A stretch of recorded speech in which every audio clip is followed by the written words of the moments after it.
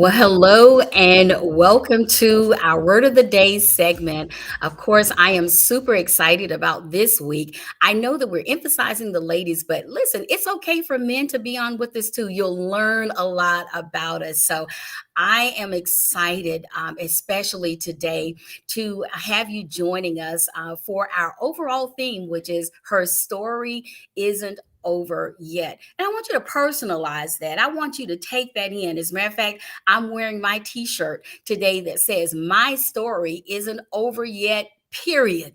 Because you cannot judge where I am to decide where I'm going. My future is much greater than where I am right now. So I want to spend a few minutes and welcome some people. I see you, Tanya Miles, joining us. Kathy Price, glad to have you joining us. Ann Colvin, welcome. Maxine Colbert, good to have you joining us. Nikita, it's good to have you. Peggy Spence, thank you for joining today. Linda Sanders, thank you. Deborah Smith, thank you for joining us. Myra Smith, thank you for joining us. Cheryl Todd, thank you for joining us. And listen, I want you to go ahead and share this. I know it's going to be powerful. I'm very excited about our guest speaker today, Pastor Deborah Powe. And I want her to be very transparent and share with you today because she is a living epistle of our subject. My story isn't over yet. Mary Jackson, thank you for joining. Edna Hell, thank you for joining. Lala Reed, thank you. Angela Lee, thank you for joining. Linda S. Scott, welcome. Tangi Wilson, welcome. Kathy Griffin Green, welcome. Deborah Lindsay, thank you for joining. Keep coming in, guys, because I know you're going to be blessed. As I said, I told you to grab your lunch and join me because it's going to be great. Now, just a couple things real quick. I told you I'm going to do a giveaway every day. So you got to pay attention to phrases. You got to pay attention to scriptures because at some point I'm going to ask you a question and the person who types the correct answer first, you're going to be our winner today of $100. I want to bless a woman every day. Doesn't have to be a mother, just bless a woman. I want you to do something special for you this week. And so you don't have to be a member. You just have to be tuned in and you're going to be blessed. Miss Annie Gooden, welcome. Minister Karen Williams, thank you for joining today. Tanya Hunter, Lucy Lee, Zadie Jones, thank you guys. Thank you so much for tuning in on today. Well, let me go ahead and introduce our guest today, and it's Pastor Deborah Powe. She's the overseer of Revealing Truth Ministries in Tampa, Florida. Welcome, Pastor Deborah. So good to have you joining. Not only is she an awesome, dynamic woman of God, she's also a personal friend of mine, and I know her story. And I want to share with you all. This is a book that she wrote a few years ago, and it's called My Marriage is Broken. Can it be fixed? Now, today, I don't want people to feel like you're tuning in because there are problems in your marriage. Just reading this book helps you to get better at marriage. Don't you think, Pastor Deborah? I would think so. Yes. It does. And even if you're thinking about getting married, even if you're divorced and you think you may ever get married again, even just as a female, period, it's a good book to read. Pastor Deborah, I started reading. I've read this book several times. The first time I picked up this book, I could not put it down. I actually read the book through the night and into the next morning. So I stayed up all night and I read this book. I cried, I laughed, I was angry. I think all of my emotions came out in this book because it's really a transparent book that shows really what marriage is all about. So I want you to share today. Guys, let me just tell you a little bit about Pastor Deborah. How long were you married? Pastor Powe, her husband, is actually deceased now. He's gone on to be with the Lord. But how long were you all married, Pastor Deborah? 41 years. 41 years. And in that 41 years, guys, listen, it did not start the way it ended. That's why we have our subject today. Her story isn't over yet. You cannot take where you are today and try to decide where your future is going to end up. Pastor Deborah, you had so many times to walk out the door. You dealt with infidelity. You dealt with financial issues. You Yes. dealt with so many things. So you can start anywhere you want to today, Pastor Deborah. And feel free. And ladies, if you have questions, feel free to ask your questions in the chat, and we will come back to those questions and answer as many as we can today. Terrence Gibbons, thank you so much for joining us and being bold to represent the men today. Glad to have you joining us. Faith Sanders, Phyllis Jones, thank you all for joining us as well. I keep seeing names pop up, but anyway, thank you all for joining. Let's get to our topic today, Deborah. My marriage is broken. Can it be fixed? Oh, yes. I just want to say that I battled over the title even of the book because initially I wanted to call it me and You. And the reason I say that is because after being disappointed so many times in the beginning of our marriage, I felt like it was supposed to be just me and Greg. When you get married and got all the butterflies and stuff, it's me and you together. But then I discovered that it really wasn't me and Greg, it was me and God. And Right. so I was like, okay, God, I would get up every morning and say, okay, God, it's me and you, because I thought it would be a triangle, me, Greg, and God. I said, but clearly I have fooled myself and I keep getting disappointed because I keep seeing it the wrong way. So it's me and you. And a part of writing this book was just to help people to not give up. I wanted people not to use it so much as a manual, but to hear from God for themselves. And I Mhm. wanted to use the circumstances that I face to let people know that no matter what circumstance you're in, God can talk to you about it. God can give you peace that surpasses all understanding.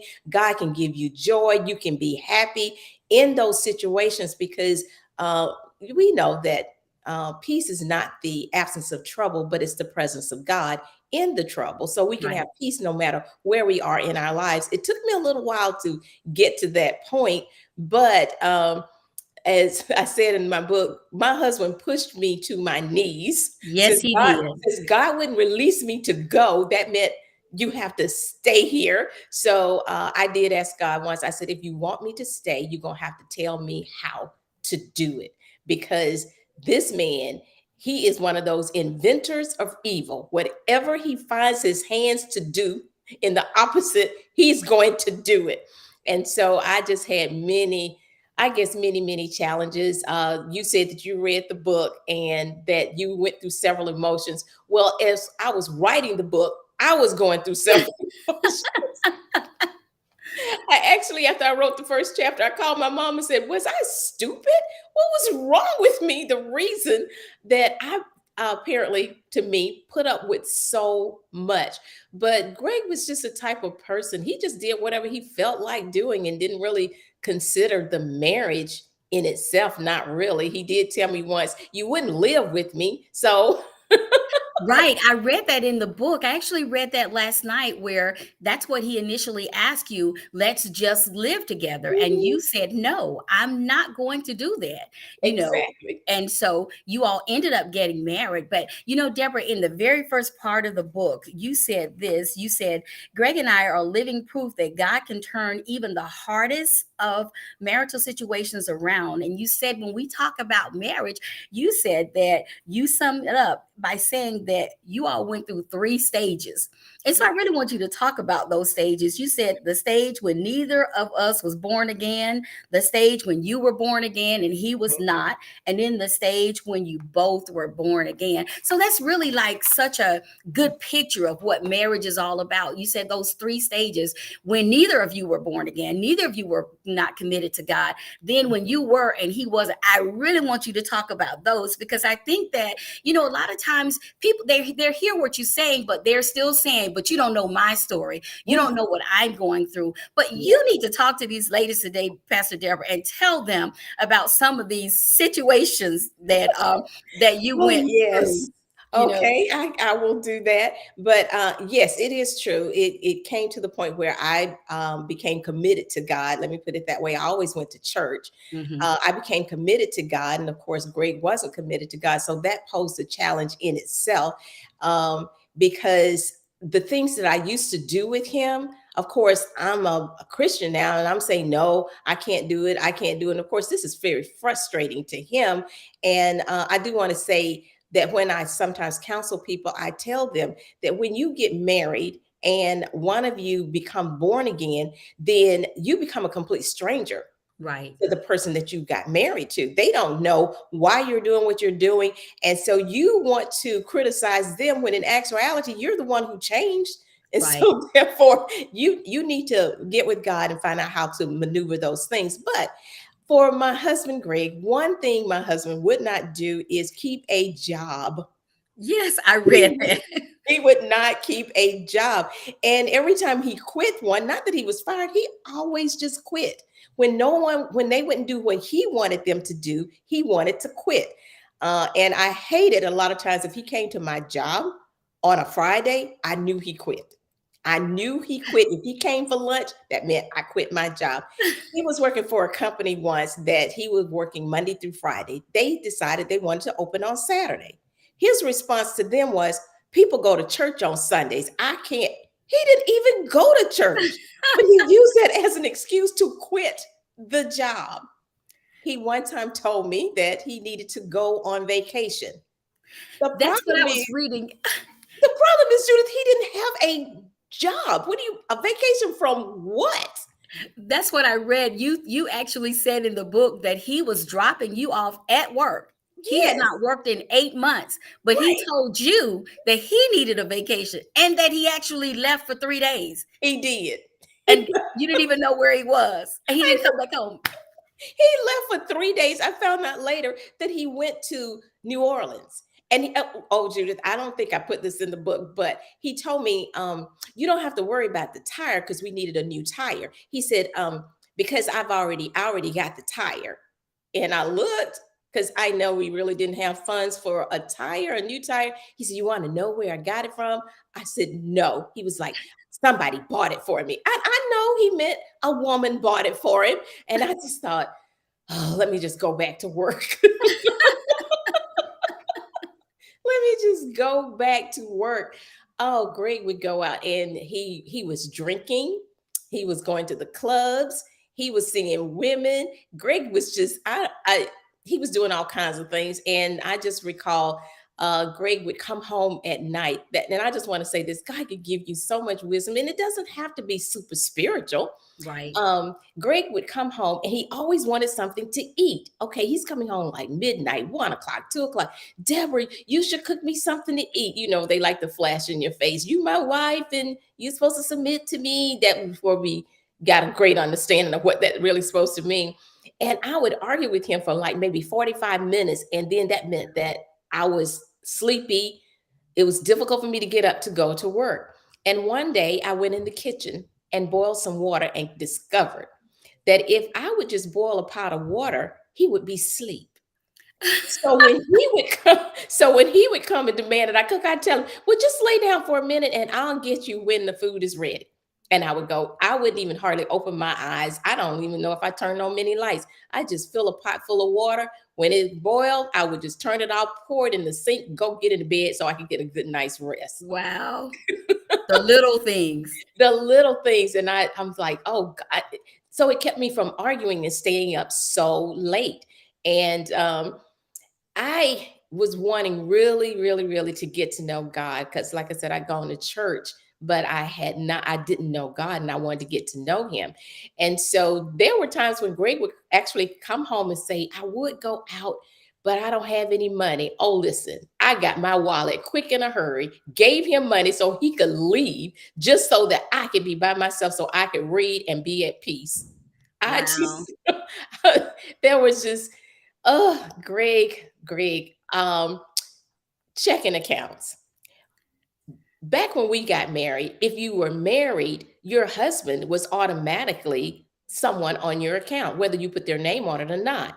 And so I would open up a bank account. Greg would find out the account number. He would go in and just take money out, not even thinking about a check is written that the money's for a bill. He would just take the money. So I would change banks when he found out what I think I had an account, open account in just about every bank in Mobile, because that's where we live, Mobile, Alabama. Every time I would just, oh, Judith, well, all these things keep coming up to me. Greg went, because we, didn't have a lot of money. the engine in our car broke, and it needed to be replaced. So Greg took the car to have it replaced. Back then, they did all kinds of interesting things. They took all kinds of stuff for collateral. They used your furniture, just different things in that day to get a loan. So Greg decided, he didn't tell me, Greg decided to get a loan to replace the engine in the car. Well, he wasn't paying the bill. Wow. He was not paying the bill. And one Saturday, I was pregnant with our first child. One Saturday, the phone ring. I pick it up, and the guy's like, "Listen, we're gonna have to come and repossess your car because you hadn't paid these bills." And on top of that, this is what happened, because and people could garnish, and they do garnishing. I had just gotten a bonus. Wow. Back in that day, $1,200 bonus was great. It was fantastic. I mean, I don't know if gas was $1, a gallon then. So $1,200 was a lot of money. I went to the bank to get $20, and they told me that they couldn't give it to me. And I kept thinking, no, my paycheck has been deposited. I got this awesome bonus. Ugh, the people who had financed the engine for the car had put a hold on our account so they could garnish it, so they could get their money. I could Wow. not get $20 because they had held every check that I had written Mm. and was not going to pay it. They were, as a matter of fact, they was charging me insufficient funds. It was I just stood at the teller's desk and I started crying because I didn't know what else to do. I was like, I Mm. can't believe, how is it I don't have any money? I have money. And then she said, I'm not supposed to tell you this. She said, but they are returning all your checks. And I sat down and talked with the branch manager. When I got back to, because I was working, this was at lunch.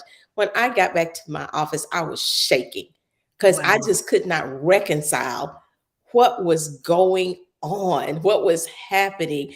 Judith, Greg became a private investigator. Wow. he, and he used all these aliases to get these jobs at these different places because he was supposed to be investigating. It got to the point that we had so many W-2 forms coming in with different names on it that I decided I am not filing taxes with you. I am not going to jail with you. I'm not doing any of that. You file your own taxes. I'll file my taxes because you are crazy. Deborah, as you share all those things like that, I mean, when we hear the stories, I mean, you live through infidelity, I you did. live through debt issues, checking account issues. You dealt with, so much unfaithfulness. You dealt with a man who was not married, no commitment to God. But then something happened. I read in the book how he had actually gone. I can't remember if it was in Atlanta. You were in Mhm. Atlanta, I was. and he actually was somewhere else, and actually was with a female. When God began to speak to him, and he actually put the female out of the car, and Mhm. that was like a turning point, a change in his life.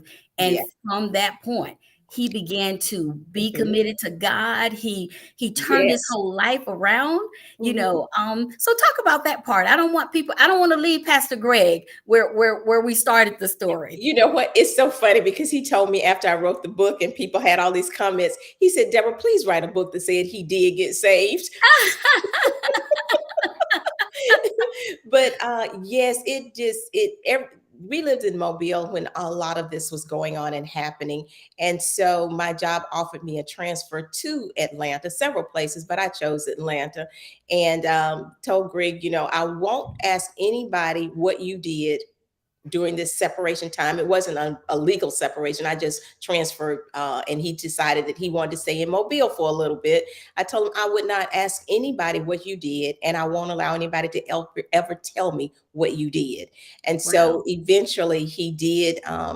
He moved to Atlanta, and of course he started everything all up again. And I just told God, I said, you know what? 2 weeks.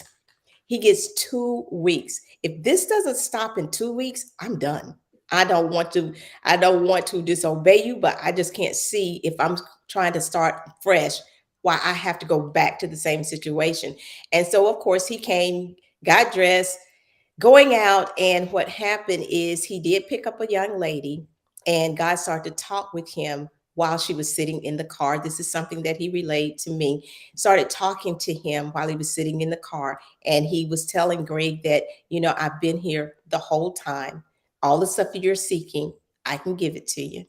Wow. But you have to make the decision now. And he put her out of the car and came home. But of course, I'm still looking at the same old Greg in my mind. And he Mhm. tells me that well, he didn't tell me. He got in the car one Wednesday night and he left. And I said, God, here we go again. I am just done.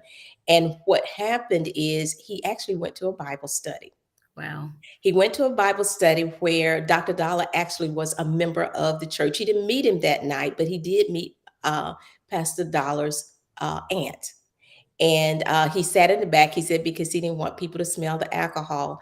And the next time he was getting ready to leave, I just looked at him and he said, you're late. I'm late for Bible study. Of course, I'm like, what?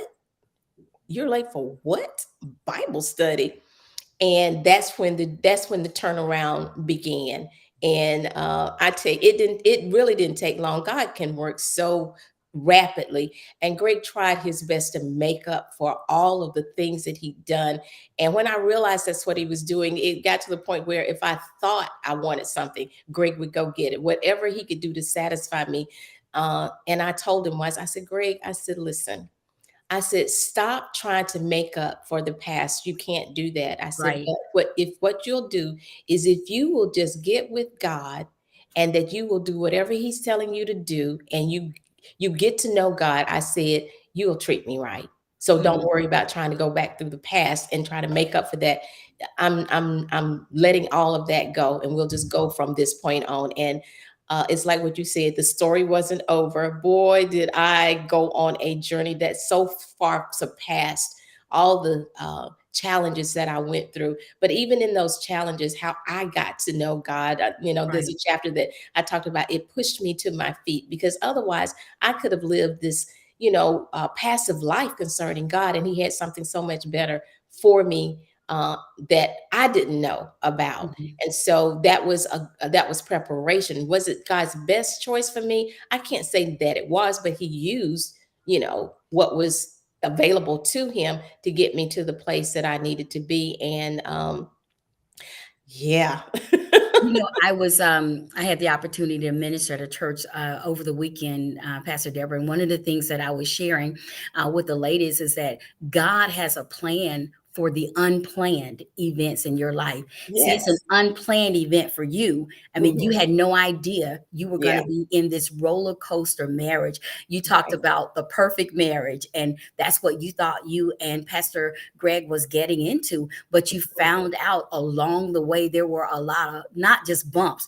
I mean, there were potholes, you know, but you decided not to get stuck in any of those potholes. There's a portion, Pastor Deborah, that you even talk about how had you followed it, you had the opportunity to get involved in situations yourself. You know how sometimes people say things like, well, my husband is cheating on me, so I'm gonna, go out and I'm gonna cheat on him too. Yeah. Yeah. And you talk about having an opportunity to do so and how you wouldn't, how you turn those things down because you Yeah. wanted to stay committed to God. And it's through those things like that, Pastor Deborah, hearing from God and being obedient. You talked about being submitted to talk about that for a minute, Pastor Deborah. You talked about being submitted to an unsaved husband. Yes. Talk a little bit about that. Yes. Me and God kind of went back and forth about that because I decided to, and I don't know if this was pretty selfish. I have no idea what my motive was at that time, but I went through the Bible to see what it was that a wife was supposed to do.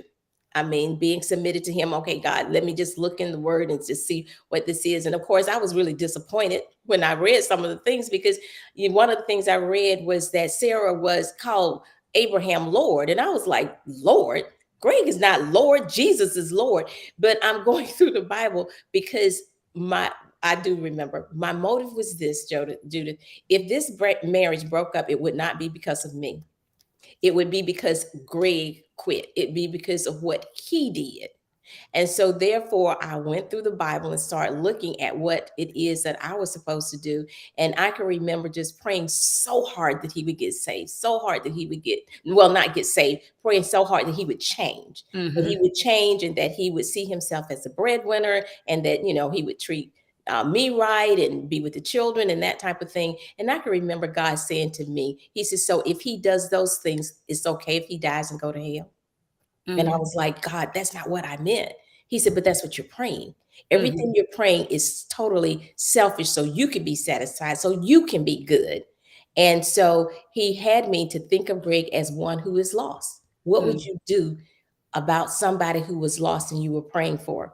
A That's brother or good. a brother or a sister. And That's so good. therefore I it changed my whole attitude. If you want to know the truth about it, it changed my whole attitude because truly I did want Greg to be saved. I Mm-hmm. did want him to know God. I did want him to have peace because after a while, a person who is drinking, clubbing, seeing other women, they are troubled people. Right.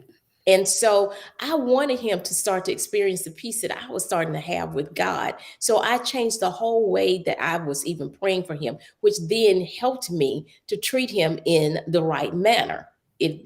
And so God did tell me, he says, now, Deborah, just because he's not fulfilling his obligation as a husband does not abdicate what you are obligated to do as a wife. And That's that's when I good. started looking at what is a wife? What is it she supposed to do? What is she supposed to look like? I can't tell you it was an easy thing to do. It was very difficult, especially when I read in the book of Ephesians, chapter 5, in that amplified version where it was talking about you need to compliment them, you need to defer to them. I was like, what? Yeah. Why should I do that? He don't deserve it. And Right. God was like, that has nothing to do with your responsibilities. That's And good. I remember the first time Greg got dressed to go out. And even at the time, I didn't even recognize it being the Holy Spirit. But he was like, doesn't he look nice? And I thought, what? God said, doesn't he look nice? And I looked, didn't want to say yes, but he did because Greg was a real wonderful, awesome dresser. Yes. And so I said, yes. He said, well, go tell him he looks good. I said, you have got to be kidding me. I am not going to.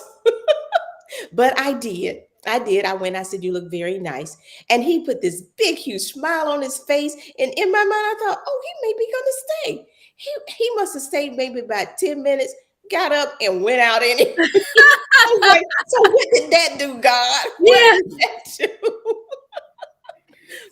But he was working on you the whole time. The whole You time. talked about that in the book, about how you were praying for God to work on Greg, Hmm. but in what actually happened in reality is that God worked on you. Hmm. And it was when you got right that Yes. that situation turned around. So I Yeah. hope, ladies, you're hearing this, today, because it really does, make a difference. We're so focused on the circumstance and the situation, and we have our way of how we want situations to work out. But God says in Jeremiah 29:11, I know the plan I have for you, Hmm. and Hmm. it's a good plan, Yeah. even through the bumps of life.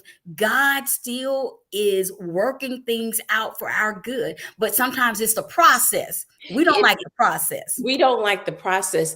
But the thing of it is, Judith, when you go to God in those challenging times, God can give you peace that it could be just crazy around you, but you Right, don't have to be unhappy. You don't have to be depressed. You don't have to walk in fear. You don't have to do any of those things because God promised to help us. Because again, the relationship with God is one that's parallel. It's between you and Him. right. And so when you recognize that and you start to submit to him and the things that he's saying, you'll find yourself. Because I saw that scripture, peace that surpasses all understanding. I said, God, you're going to give me some of that because Yes. I'm not in a place of peace. But I remember doing all the tactics that people do. You know how putting scriptures under the pillow. All that stuff is just witchcraft when you think about it, because you think that what you do is going to cause this supernatural thing to happen. I bought a book called Lord Change Me. I tried Mm. to get Greg to read that book, and then one day God said that book is for you. Oh wow. Oh wow. So Oh I wow. started with the book Lord Change Me, and that helped me along the way. And I'm saying these things because God is so strategic and God is so good. If you go to him, he will not turn you away, Right. regardless of the situation, regardless of the circumstance. And of course, I wrote the book not trying to make people stay in a marriage. I wrote the book again so that you know that no matter what situation you're in, you can hear from God and he will give you directions. Right. He will help you to manage it. And I didn't talk to people who couldn't help me either. Like, Right. people would ask me about my marriage because people would see Greg places and doing different things, and sometimes they would say things to me concerning it, and I wouldn't say anything about it. And once one of his aunts asked me once, she said, "You don't ever say anything. Surely you can't be happy with what Greg is doing." And I said, "Well, I don't really discuss things with people who can't help me. Mm-hmm. I'm not going to just start pouring out my heart about different things, and you don't have what why am I telling you this?" Of Right. course, people need sounding boards. That is true, and I did find one in a lady named Audrey, who wasn't judgmental concerning Greg. She didn't talk bad or harsh about him. She just simply talked to me about what I was doing and what I was looking at. And I can remember her saying to me, I'd call her and just vent. And she would say, "So you went to the altar and got Greg back?" And I'm like, "No, I didn't." She said, "Yes, you have. The reason I know that is because you are upset and complaining about what he is doing." And I remember my mom even talking to me about it. She said, Deborah, she said, "I don't understand why you're so upset about what Greg is doing." I was like, "Because of what he's doing." And she said, "Well, isn't he just being who he is? Why are you acting so surprised if he doesn't come home? Why are you acting surprised when, he's spending money he shouldn't spend?" She said, "That's his MO. You That's who know he this. is. So why are you upset about what you know?" I thought, wow, okay, fine. Right. Right, fine. Okay. So now I'm back to God. So I wouldn't tell anybody that it was real easy. It was smooth. It was bumps in the roads, bumps for me too, as I was learning to hear from God in this particular situation, as I Mm-hmm. was learning how to maintain my peace, as I was learning how to get my emotions under control, and letting God just feed into me. The situation just snap, and just because I knew what to do, it didn't correct itself just because I knew what to do. I had to practice Right. what I knew to do. Mm-hmm. And as God was good. Let me ask you this. How long was it from the time of your getting married and all the bumps in the road to actually seeing turnaround? Because sometimes, we set a time, Yeah, and God says there's a set time. But sometimes we do like Sarah. We yeah. try to get in, and I think you said that in the book. You thought you needed to help God out. You can't help God out. Whenever we help God, we make a mess. We do You know, make a mess. so talk about how long was it from the time that that you saw that this marriage was not quite the you said Cleaver and who Let's was see. it? June and the Cleavers from Yeah, Leave It to Beaver. yeah, A lot yeah, of people don't know anything about that, but yeah. I don't know. But 7 to 8 years. Wow. 7 to 8 years. Me crying most of the first 3 years, Mm, just boo-hooing and crying and not understanding, telling God I don't understand why I'm not successful in my marriage. I am a college graduate. I am not a stupid person. I can work my job. I'm just comparing it to everything that I felt like I was successful in, and it was just disturbing me that why can't I be successful in this marriage? This don't make sense to me. mhm. And but yes, and for that, I believe because of the track that God had for Greg, it was like on steroids when he got saved. He was just consuming books and Bibles and reading and praying, and I kind of got a little mad about that too. You know, Judith, it was like, why is it that You've been the goody two shoes all this time, and now here he comes out of all of this, and he just takes off, he and just God's takes? touching his life, and he's anointed, and you know, Yes, yes. And listen, and people know his name. I'm like, what in the world is right, happening here? yeah, I'm upset. I'm mad, yeah, and I'm mad about God giving me what I asked for. right, Isn't that insane? yeah, I'm mad about that. But then again, just reflecting on, it, I was like, okay, all right. And him getting saved didn't mean everything was perfect. It hmm, wasn't. I mean, we had debt. We had Internal Revenue Service uh, bills that needed to be paid because, coming back together, Greg didn't file taxes. So we went back and filed all those taxes for like 4 or 5 years. And of course, they right, tack an interest onto it. So just because a person makes a change in their lives does not mean all the situations and circumstances you created before that goes away. hmm, But with God's help, you get through that. So we were challenged, but it was both of us challenged with God on our side hmm, after he got born again, that we came through because bad habits and just those type of things. But again, I just want people to know that no matter what situation you're in, God is right there with an answer. And it may not be other people's answers, and that's why it's so important that you have a relationship with God yourself, right, and not trying to mimic or copy anybody else's, because God has a journey for you. right, And I'm happy I stuck in there, because sometimes I would reflect on it, Judith, and I think, had I given up on him after putting all that seed in, that's what I call it, praying and prayer, and somebody else would be driving my cars, living in my house.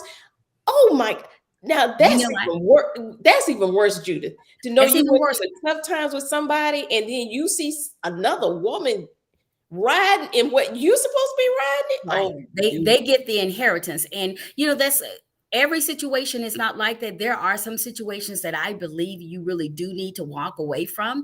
And I oh believe yeah, that God will give you the yeah, wisdom to know what to yeah. do.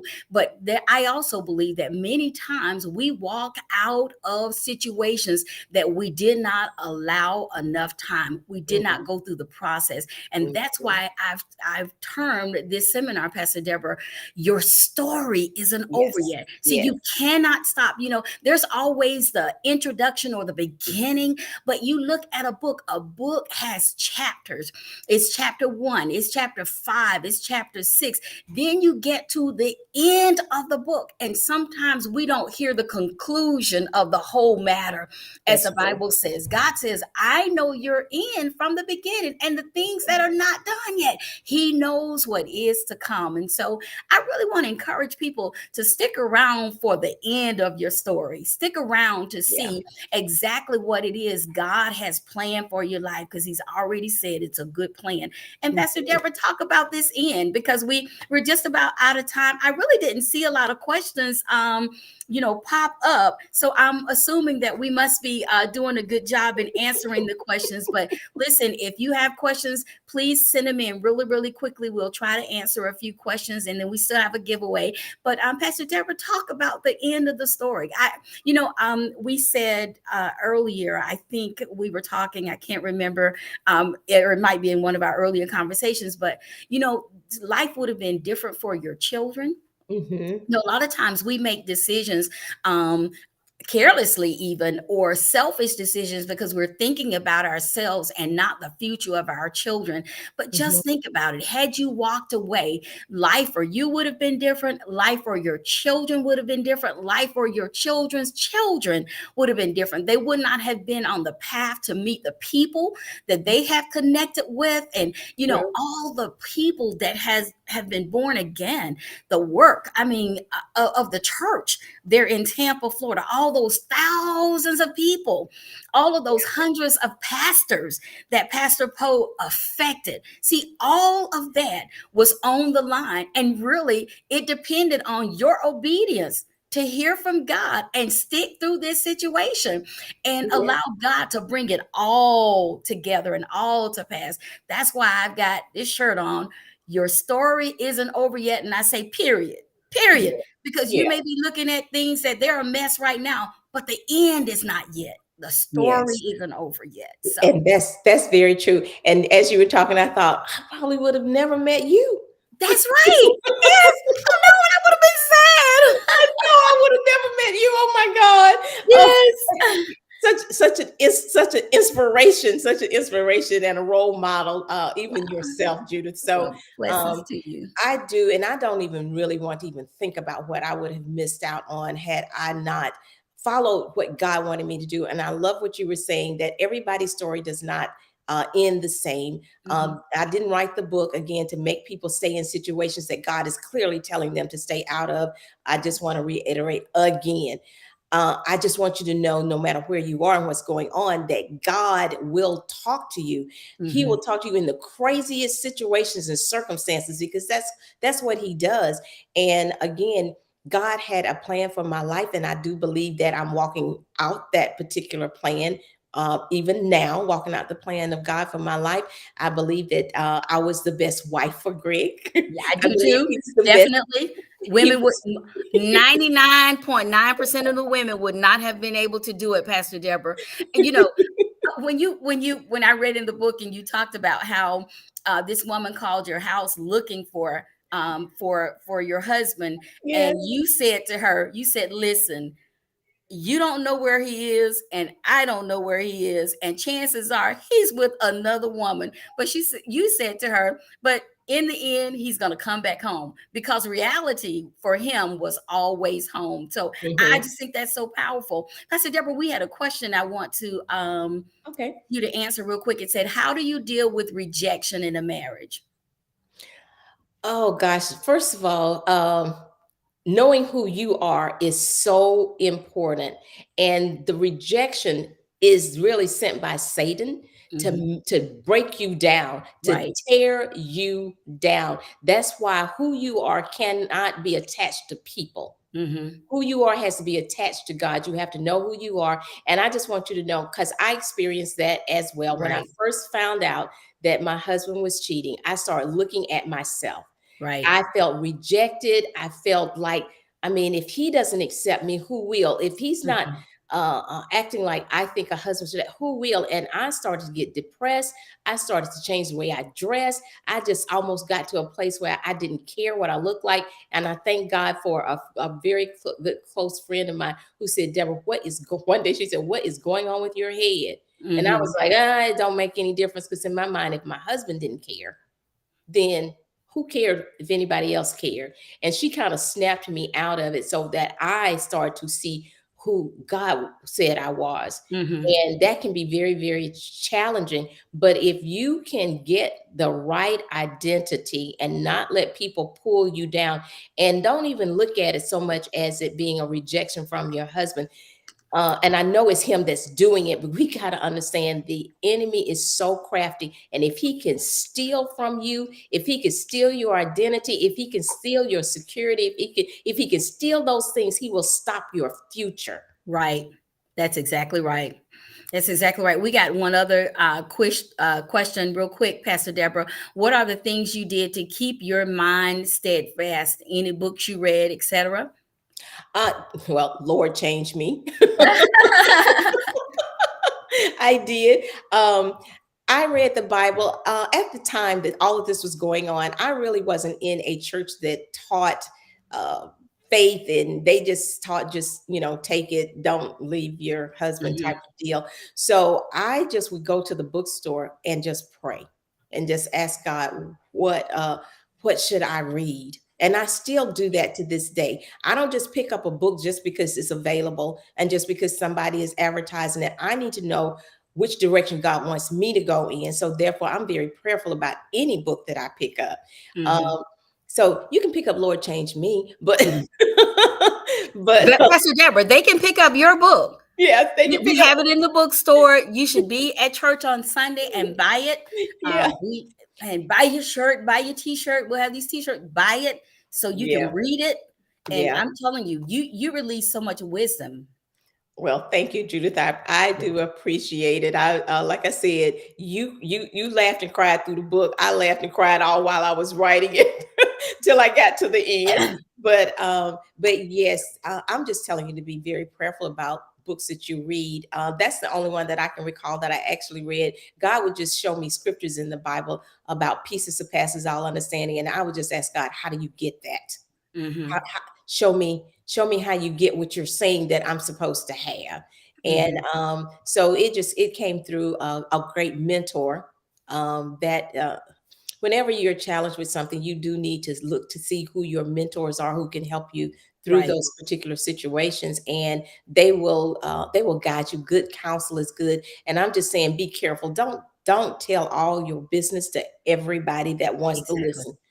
Don't do it, because as I said before, if they can't help you, there is no point in you wasting your time talking to them That's so about it. good, Pastor Deborah. That is so good. That is so good. Well, Pastor Deborah, I like to go about 45 minutes. And so we are there. So I just want to Yes. tell you, I have thoroughly enjoyed this time with you. We can talk about this. I think this is one of those subjects you can talk about all day, Yeah. really. And you have so much wisdom, but she only touched the surface of the many things that she shares with us in this book. My marriage is broken. Can it be fixed? And so I encourage you, like I said, we'll have it there on Sunday. And I'd love to have you come, ladies, especially to moms. Sunday is Mother's Day, Pastor Deborah. So happy Mother's Day to you. Thank you. You Same are to an you. awesome mother, awesome woman of God. And so I want the ladies to come and get that book. And then we've got some special treats for Sunday as well. But Pastor Deborah, you said something. So here you go, people. Get ready. Get your we've got one more question. Okay, Oscar, I'm trying to cut down. What is that one question? Let's see if I can see it. You might have to type it for me because I probably missed it. I don't see it. So if you type it for me real quick, but listen to me. I'm going to ask you our question today. Pastor Deborah said while she was ministering, she said, if this marriage broke up, it would not be something. She said it would be something else. So who's going to answer my question? If this marriage broke up, she decided it would not be. I'm looking for my answer. Got to type it in really quick. Let's see who's going to be our winner today. My daughter, Brianna, she said, my fault. It would be Greg. That's right. That he was the Yes. very first one. Brianna L'Oreal. So you are our winner today. Now, listen, we're not cheating, Pastor Deborah. Brianna is nowhere around me. She's in another facility, but she was the first one I saw come up. So congratulations to you, Brianna. Only one winner. So if you won today, you won't be a winner tomorrow. Only one winner. Oh, Miss Alicia Pitt, I see it. She got it. It won't be because of me, but because of Greg. That was Mhm. exactly right. So it would not be because of what she did. So you all paid attention. I see lots of people doing that. Miyoshi, it's so good to hear from you and see you on today. Felicia, Wesley, it's good to see you too. Thank you all, ladies. Thank you for joining today. Pastor Deborah, phenomenal session. Wait, Deborah, here's that question. How do you handle happy moments or stretches of happiness? It seems that my husband and I can't get past a couple of weeks without big fights. So answer that real quick as we go off live. Listen, enjoy it when you can. And if you know it's going to happen, then you're going to have to ask God what you need to do in order for you not to participate. Right. Ask Him. Don't just say, I'm going to change. Make a plan. When He does this, I'm going to do this. Mm-hmm. And that'll help you, because that happened to me as well. So enjoy it when it's good. Just make sure when you think the fight is about to come, next time you got to have a plan. You got Yeah. to have a plan. Yes. Pastor Deborah, I learned through that part. One day, Pastor, I've shared with the ladies before, but one day, Pastor, we had gotten into an argument, believe it or not, on a Sunday morning going to church. And Pastor argued the entire way to church. He fussed from the time we got in the car all the way to church. And then he got out, he greeted the armor bearers, he greeted everybody, and he went in. And Pastor Deborah, I kid you not, he preached a message that was off the chain. I was so upset because I was like, God, how dare you use him? Were you not in the car with us? Did you hear the way he talked to me? Did you hear the things he said? How dare you anoint him?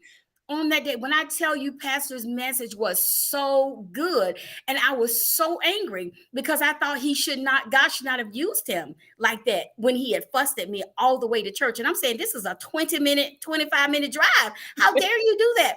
But do you know what he did? He greeted everybody after church. We got back in the car, and it was as if he picked up where he left off. He started right back arguing. And so I didn't argue. I heard the Holy Spirit tell me, don't say anything. Mm-hmm. The Holy Spirit said, keep your mouth shut. And so Mm-hmm. I'm looking out the window. I'm going, but don't you hear what he said? I need to say, I need. And the Lord told me, do not say anything. And Pastor Deborah, that's when I learned the power of silence. Mm-hmm. I did not argue. And Mm-hmm. then what I realized that it's hard to have an argument with one person. You need a Exactly. participant. And so Exactly. I learned how to keep my mouth closed. As a matter of fact, when Pastor was over there arguing, I was almost about to laugh. Now, I knew if I laughed, that was not going to be good. But on the inside of me, I was totally at peace and I was laughing. I tuned Pastor totally out. But that day, I learned the power of silence. And from that Mm-hmm. day to this day, I was still, when things kind of go awry, I know how to close my mouth and I know how to let that go. I Mm-hmm. tell people all the time, it's just some battles that you don't fight. And Right. so for that Yeah. person, one of the biggest lessons you can learn is the power of silence. That's true. And you know what, Judith? You don't fight any battles where there are no spoils to be won. That's good. That's good, Pastor Deborah. That's good. You do not fight battles where there are no spoils to be won. And most times there are no spoils to be won. No, Mm-mm. it's a waste of time. No. Exactly. You're just not going to open the door. You give place. The Bible says wherever envy and strife is, there is every evil work. So Mm-hmm. when you participate in envy and strife, you open yourself up to anything and everything. So why do it? Exactly. Yeah, just Exactly. not worth it. Preach, Miss Judith. Preach. Well, Pastor Deborah, again, I love you, love you, love you. You are my sister. I appreciate you so much. And thank you for sharing with the ladies online today. Ladies, I want to encourage you to share this with other women. They may not have had the opportunity to get on with us live, but it's going to be out on Facebook. It's going to be out on our YouTube channel, and they can watch it at any time. But this is one that you need to listen to over and over again. And I promise you, you need to purchase her book. That book is phenomenal, Pastor Deborah. Great job. So, I love you so much. Ladies, join me on tomorrow. We'll be dealing with mental health matters. Period. Your mental health matters. Thursday, we're going to be dealing with, does the P30 woman exist? And that's going to be Pastor Cynthia, our other friend.